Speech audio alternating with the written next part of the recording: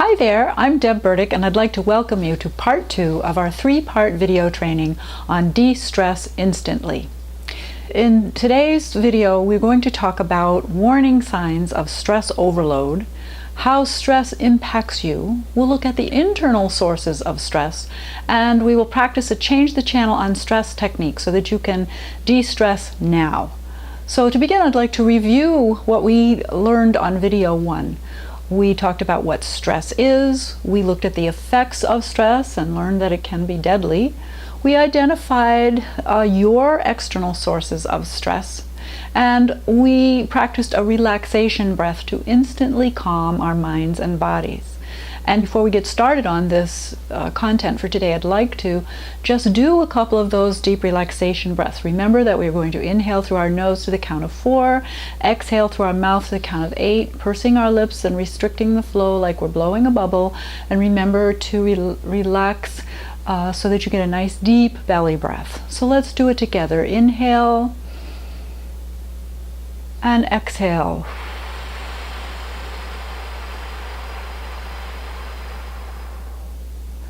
Do it again. Inhale peace and relaxation. And as you exhale, just let go of everything that needs to go.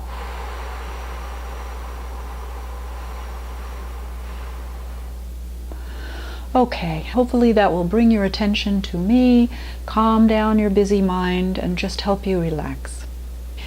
So let's start talking about the warning signs of stress overload. They can be physical, cognitive, emotional, and behavioral. So let's start with the physical signs of stress overload. We all know what these are. It can be headache, could be muscle tension or pain. I often get muscle tension right up in this part of my body when I'm stressed out.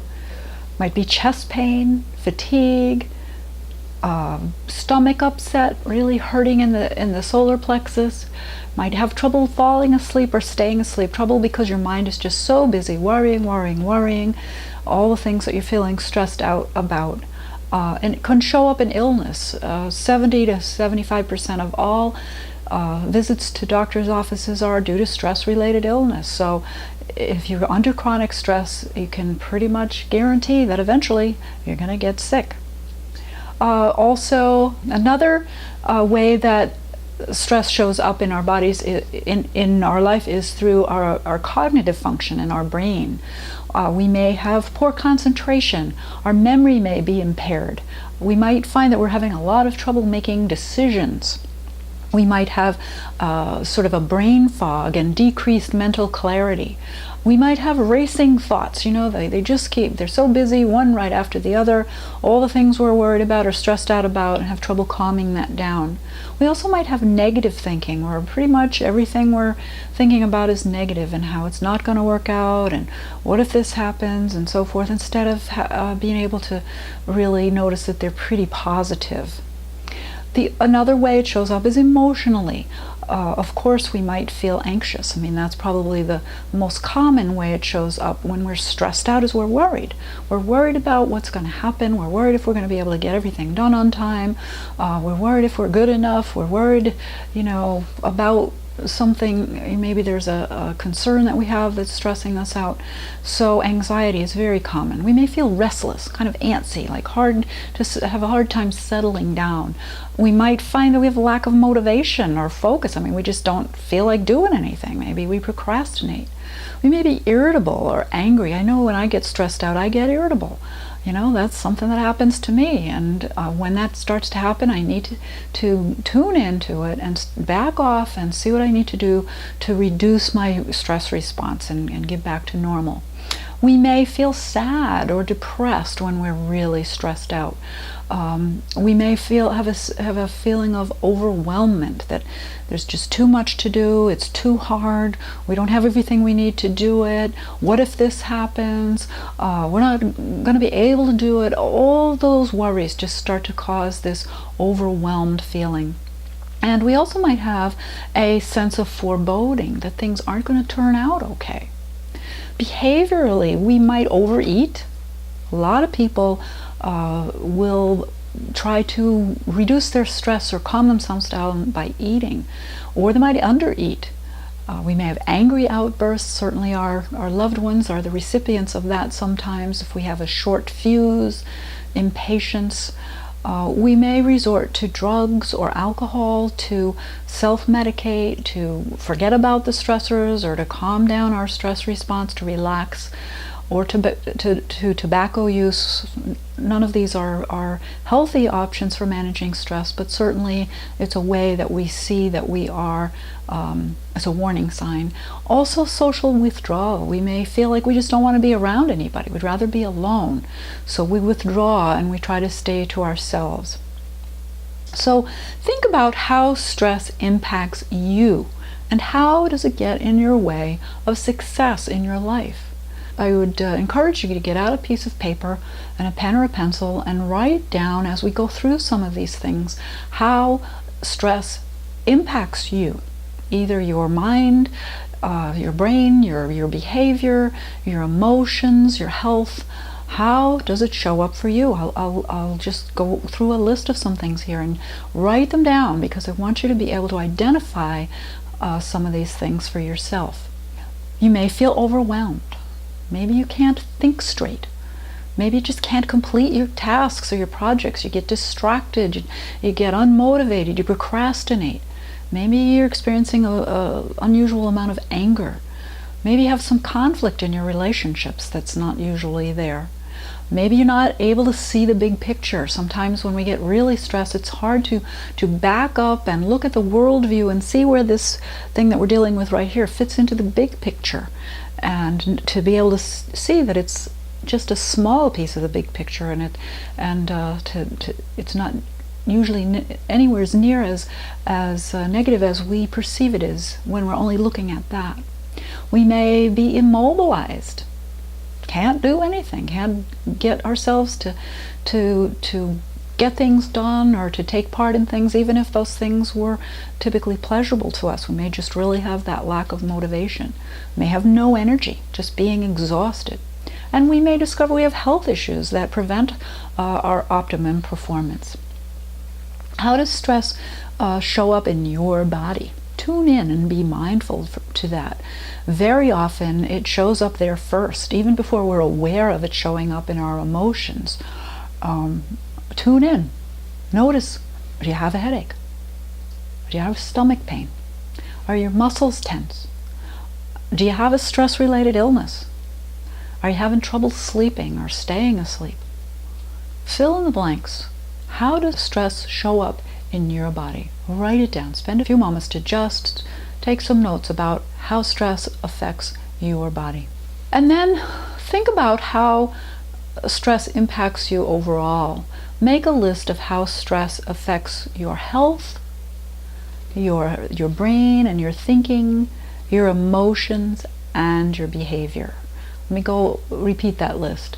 How does stress affect your health, your cognitive function, your thinking, your brain, your emotions, and your behavior? Write those four things down. And fill in how stress affects those. Maybe after this. So let's look at our internal sources of stress. We looked at our external sources of stress in video 1, but oftentimes you may have something that happens, and one person will find it very stressful, where another person doesn't really find it stressful at all. It's the same event, but it's because the person that doesn't find it stressful is dealing with it differently than the one who responds to it, in a more dramatic way. So some of the things on the inside of us impact our ability to respond to stress and to deal with those external stress-inducing factors or stressors. Some of these include our attitude. Do we have a generally positive attitude? Are we kind of have a negative attitude? Do we really kind of look at everything through a little cloud? How do we look at things? What kinds of thoughts do we generally have running through our mind? Do we tend to have a pretty positive collection of thoughts, or do we have automatic negative thoughts, a lot of those going through our mind? What's our emotional well-being like? If we're depressed or sad, we're not going to have the resources to deal with stress as well as if we weren't depressed or sad. What is our inner critic doing? You know, that little guy that sits on your shoulder going yak, yak, yak, and I'm always encouraging you to stuff a sock in his mouth and tell him things are going to be okay. Thanks for sharing, but I'm okay. Everything's going to be fine. But what kind of statements is that inner critic constantly saying to you throughout the day? Be aware of that. Maybe you're not getting good enough sleep. If you don't get enough sleep, it's very hard to deal with stress. Everything feels stressful when you're really exhausted or you're dragging yourself around. Maybe you have some false beliefs that are impacting how you respond to stress. We all have them. These beliefs are things that we have learned about our world, usually as children, and they affect how we deal with things in our adult life. And typically, they're not usually helpful to us. An example might be that in order to be successful, we have to work really, really hard and be stressed out. Well, if that's a false belief that you have, or a belief that you have, then that's what you're going to create in your life. But if instead you have a different belief that, you know, life can be pretty comfortable and easy, and as long as you do your part and keep yourself in good shape, that you'll attract all the things you need for your success, you're going to have a different life experience. Another issue is our core wounds, that we may have encountered some things that hurt us through our lives, and these false beliefs and these core wounds are generally operating in our subconscious, oftentimes far below our awareness, and it can take working with a professional to really tune into those and identify them, and then help them heal so that you do not have them as a factor in how you deal with stress. Fear or worry, if you're really afraid in your life, everything is going to feel stressful then, because you're afraid of everything. That fear is huge. And if you can calm that down and learn to feel safe and not worry about everything, then your response to stress is going to be less. Or if you're angry a lot, or you tend to be angry, then that will also have a big impact on how you are going to deal with your stress. Your nutritional status, what's your diet look like? How well are you eating? How healthy a diet do you have? Are you overloading on sugar or fats? Are you doing things that really cause illness or cause you to have poor energy or poor sleep or poor health? Anticipation is another factor, an internal factor that impacts how we deal with stress. How do we anticipate things? Are we looking forward to something, like we can't wait, we're excited about it, or are we dreading it, or are we worried about all things that could go wrong, even if it's a positive thing? How are we anticipating it? I'm getting married, and I could be really stressed about it, but I'm looking forward to it, and there are all the things that have to be done for it, but one by one, we've been getting them done. Your imagination is another important factor in how you deal with stress. Imagination is very powerful, and we can use it to our benefit, but if we're imagining everything as negative, it shoots us in the foot, and then we feel very stressed, rather than imagining how everything's going to work out well, and how beautiful something's going to be, or how easy it's going to be.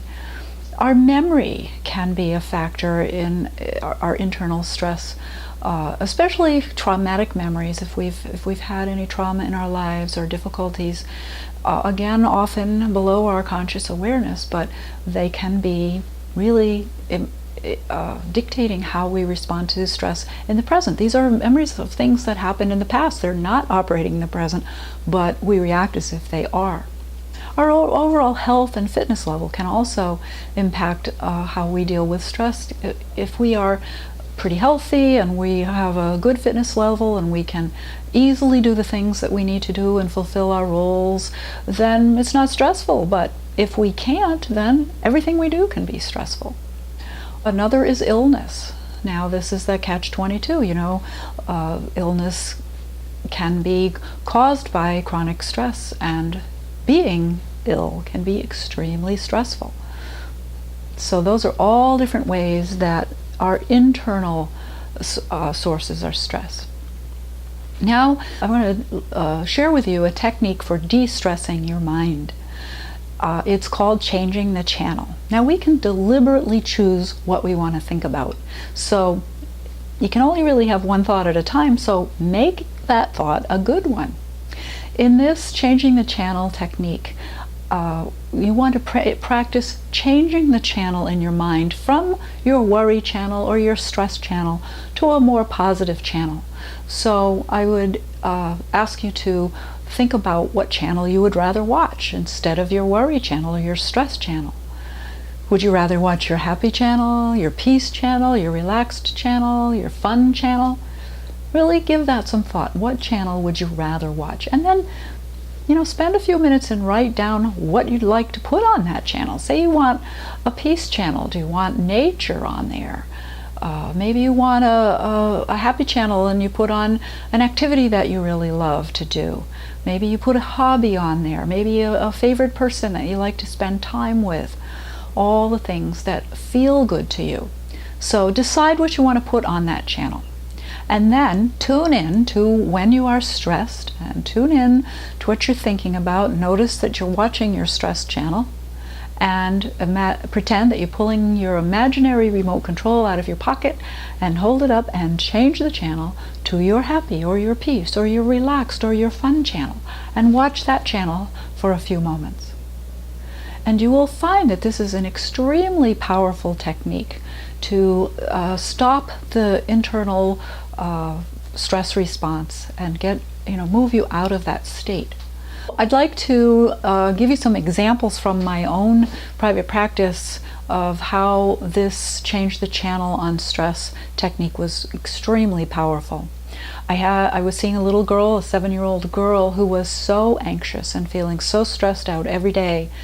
They were on the verge of removing her from her school placement because she just couldn't function there. And of course then her peers were teasing her and bullying her about it and so forth. So I worked with her and I discovered that she was aware of when she was so anxious, and I asked her, I said, it sounds like you're watching your worry channel a lot. And she said, oh yeah, Miss Deb, I'm watching my worry channel all the time.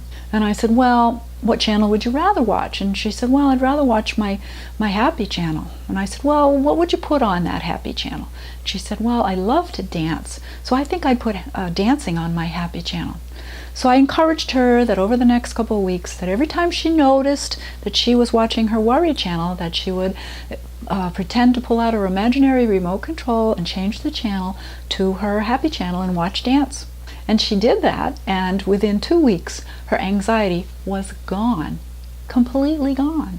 She had rewired her brain waves, rewired the neuronal pathways in her brain, and eliminated that anxiety and that stress that she was feeling. Another client was an adult woman who had a lot of conflict with a family member, and she could get really angry and very stressed out about this person, and she would have all of the physical symptoms of it and emotional symptoms. And so I asked her, what, sounds like you're watching that stress channel a lot. She said, oh yeah. I said, what would you rather watch? She said, well, I'd rather watch my peace channel. I said, well, what would you put on that? And she said she finds nature to be very calming, so she would put nature on her peace channel. So I encouraged her that every time she noticed that she was watching her stress channel, that she would pull out her imaginary remote control and change the channel to her peace channel and watch something in nature.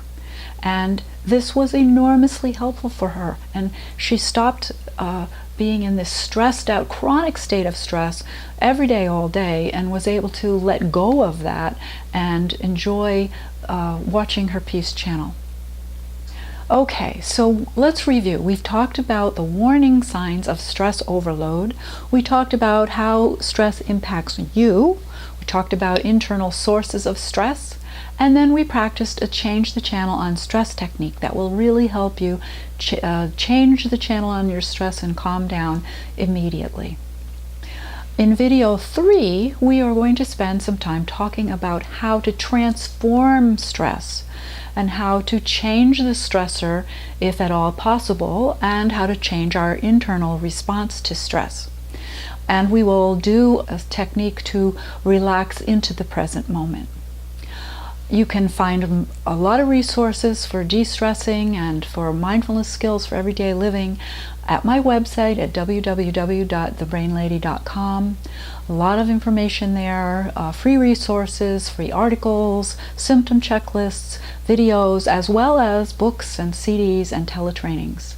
And as I promised you at the beginning of the first video, my gift to you is a 25% discount coupon that you can use to purchase my Transforming Stress teletraining or the Mindfulness Basics and Beyond teletraining. I'd like to spend a few minutes telling you a little bit about the Mindfulness, the Basics and Beyond teletraining. During this intensive 3-part, 3-hour teletraining, you will learn what mindfulness is. You will learn how mindfulness works and why you should care. You'll find out what the extraordinary benefits of mindfulness are and why you need it. You'll discover what the basic mindfulness practice is and how to breathe mindfully. Then you will learn more advanced mindfulness skills, and we'll practice those skills together. We'll learn a body scan, mindfulness of thoughts, mindfulness of emotions, mindfulness of intention, mindfulness of intuition, mindfulness of relationships, and much more. And you will learn how to incorporate mindfulness into your everyday life, no matter what you're doing, to be able to be mindful and be present while you're doing that. We'll also talk about how to avoid common obstacles to success. So after taking this training, you'll know how to breathe in a way that turns down your stress response. You'll be able to slow down, calm down, and just be more present. You'll be able to change the channel in your mind. You'll reduce the mental clutter and really gain clarity. You'll have more energy, sleep better, and you'll improve your mood, your outlook, and your general well-being when you practice the skills that you will learn in the training. You'll decrease your worry, your stress, and your stress response. You'll be able to disengage from that inner critic. You'll concentrate better. You'll be able to disentangle the present from the past and bring yourself into the present. You will be more mindful, doing whatever it is you're doing, whether you're eating or driving or working or even making love. And you'll be able to enjoy every precious moment of your life.